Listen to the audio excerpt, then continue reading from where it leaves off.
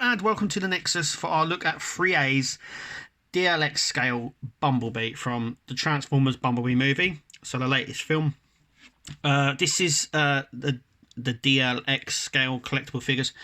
Normally they just produce them in like a premium scale, or the primary scale, which is the big one which we've reviewed Optimus and Bumblebee already.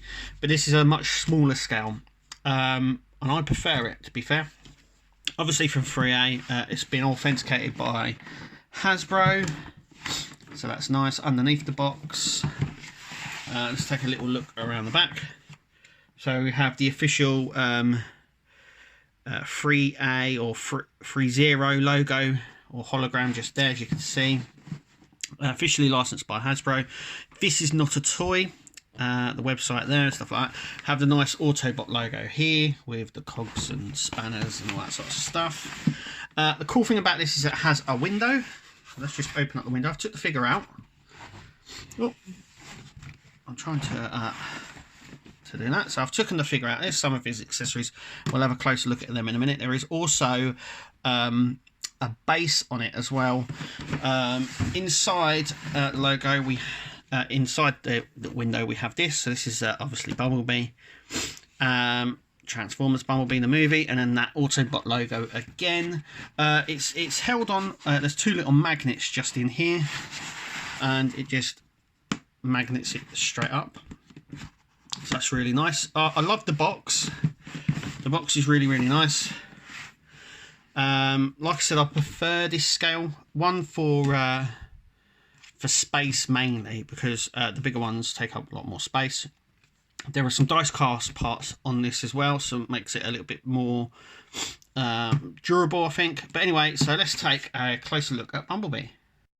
Okay, so this is Bumblebee out of the box. I did mention there is a display base. This is the display base that you get. It's really big. We also get his sort of a stand as well, and we'll go through all of that, but all this sort of connects together. I'm really loving this stand. 3A, obviously Bumblebee. And we'll just see how all that connects together. We also get in the box a warranty sheet there, and more importantly is the instructions. So this obviously tells you what we get and how everything moves, and I would recommend everybody reading this first before you go trying to move him and putting stuff on. Before any of that, it's always good to check this out first, always. So you get that as the back of him as well. So these are all the parts for him. So we get two doors. So we get the open doors and the closed sort of transformed up doors. They're quite detailed as well. From the inside, you get the little door handle and the pocket and the wipers there. They're all molded really well. The same on the big ones. They're just bigger. They just haven't been folded.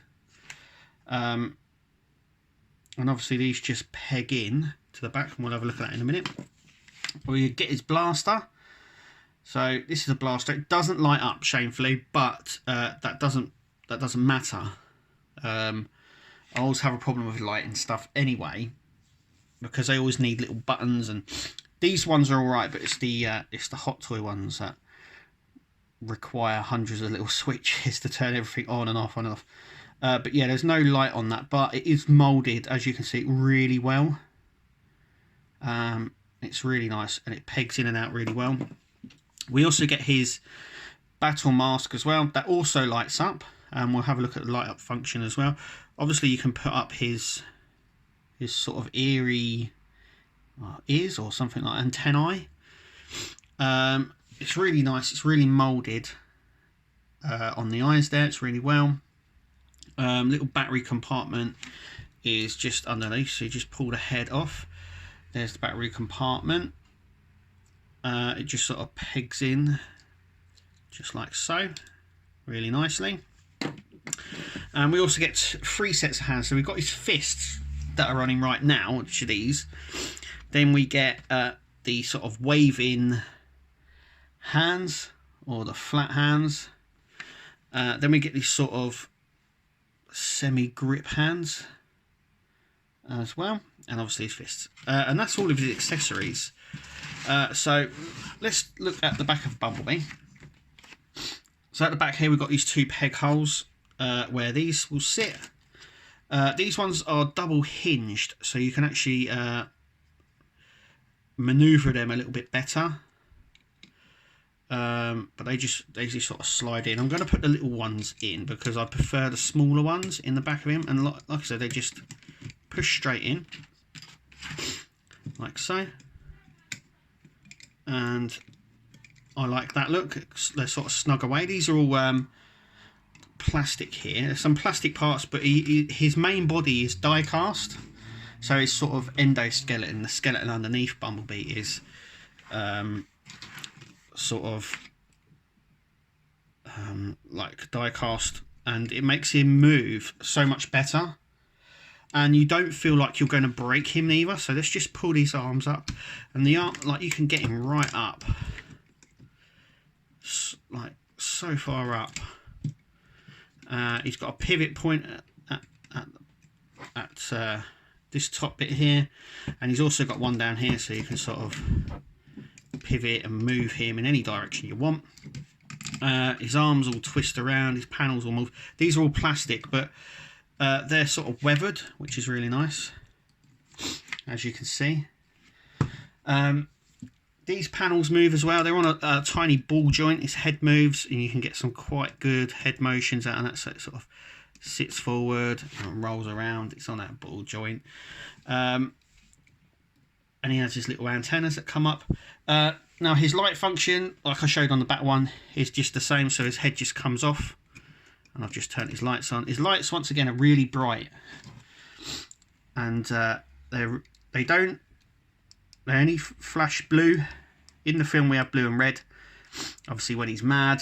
They are doing a Prem scale of this, so a bigger version, which I think has a few more features but doesn't have the die cast sections.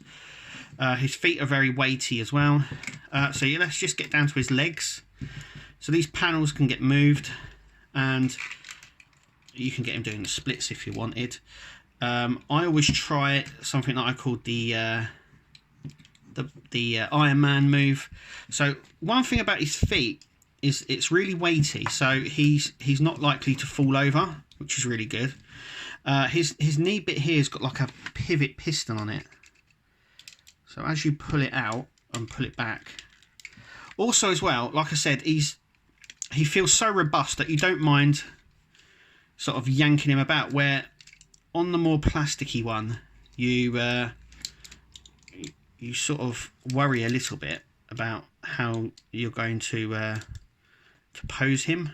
So I'm just trying to get him into some sort of pose here, just to sort of show you that you can sort of move him in certain ways. And oh, he just doesn't want to. There we go.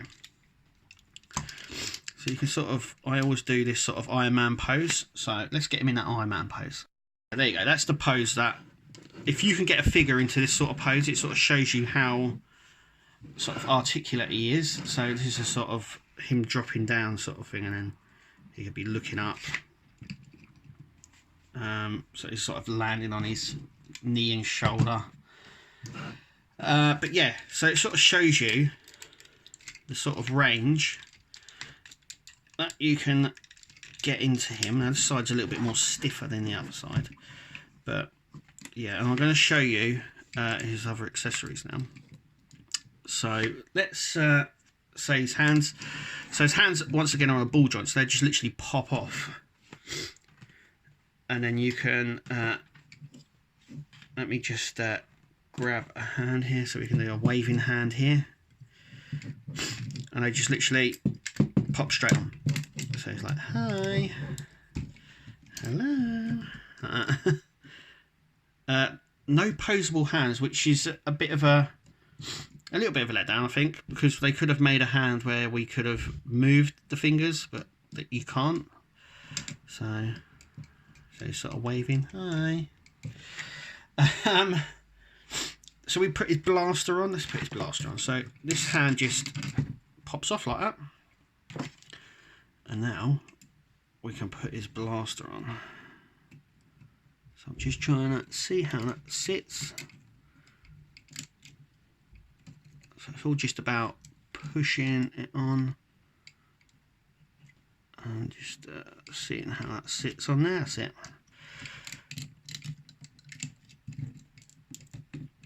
So there we go.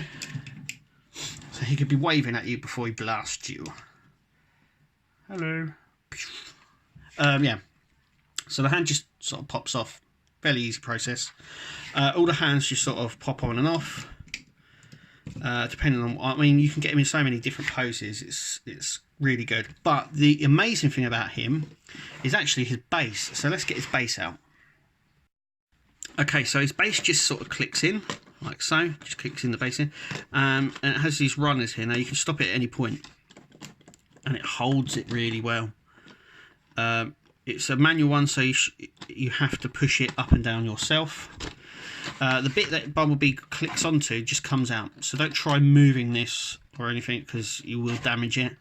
But this goes into the back of Bumblebee, and I'm going to show you now. So this little panel here just pulls out. Just going to try and pull it out. There it goes, like so. And then this bit just slots into here, like so. And as you can see, he's flying. So I'm just going to pull the camera back slightly so you can see that. So you can sort of get him in a sort of a flight kicking mode, like he's just jumped off of something. Actually, you could get him sort of skydiving, really, like that. Coming to get ya, like that. But like I said, the amazing thing is that you can get him in a position like this. You can move this up so he's even higher if you want, or you can push him down so you want him a bit lower. I mean, that is really cool considering how heavy he is, and he is fairly heavy. You can get him in this sort of skydiving fall.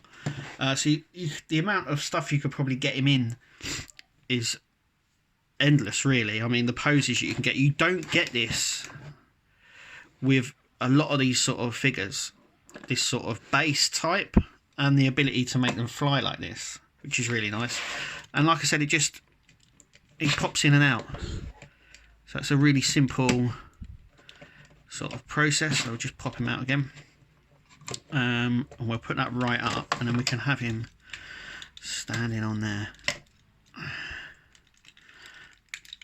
sort of waving if you want, like so. And the base is really nice, it goes with him, and that's it. My overall, let's just put it back in because I don't want to lose that. That goes back in there.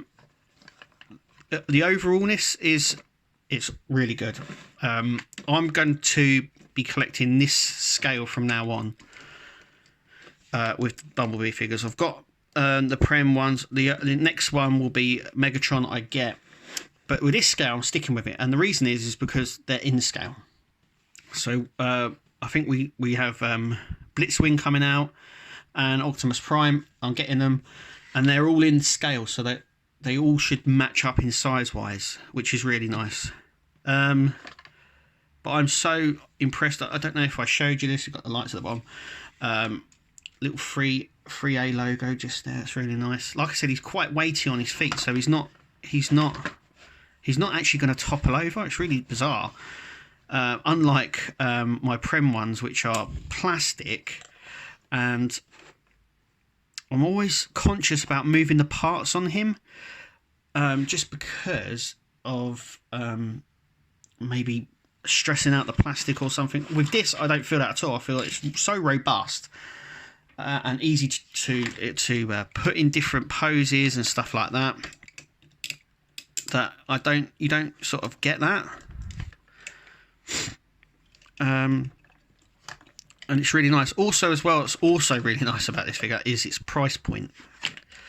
So the bigger Prime scale versions are in the retail of about £400, like £350 to £400. This is only about £160, £150. So it's a much better price point. And I absolutely love it. Obviously, the Premier scale one will come up with a lot more light up functions and stuff like that. I think the gun lights up with the headlights, and he has different changing eyes. But I think ultimately this is just really good. And like I said, I don't have any quibbles about it. Shall we get do a little bit of a size comparison and get his bigger brother in? Let's have a look. Okay, so I've had to pan out and put it not on a stand, so it's a bit wobbly. But the Prem scale versions, they're not in scale with one another. But there he is, and obviously with the Hasbro Studio Series version, which is down here. Then we have the Deluxe 3A version, and then the Prem scale version of Bumblebee. But you can sort of see the size difference as well. Let's put that there. Let's have him sort of by the side. So it's almost like his little pet. There you can also see the different colours, between them. So the Bumblebee from the last night is more of a yellowy colour, where this is a sort of a mustardy yellow, if you know what I mean. And like I said, the dirt and the weathering comes up really nicely on it. You know, you still get the detail on the bigger one, but I so much prefer the smaller one. But there you go, there's the comparison for it. So anyway, tell me what you think. I absolutely love the scale. We'll be collecting the rest of them, so make sure you click to subscribe, because I'll be bringing you a review of them. And just tell me what you think of this little guy. I absolutely love him. Thank you for watching, and we'll see you at the next one.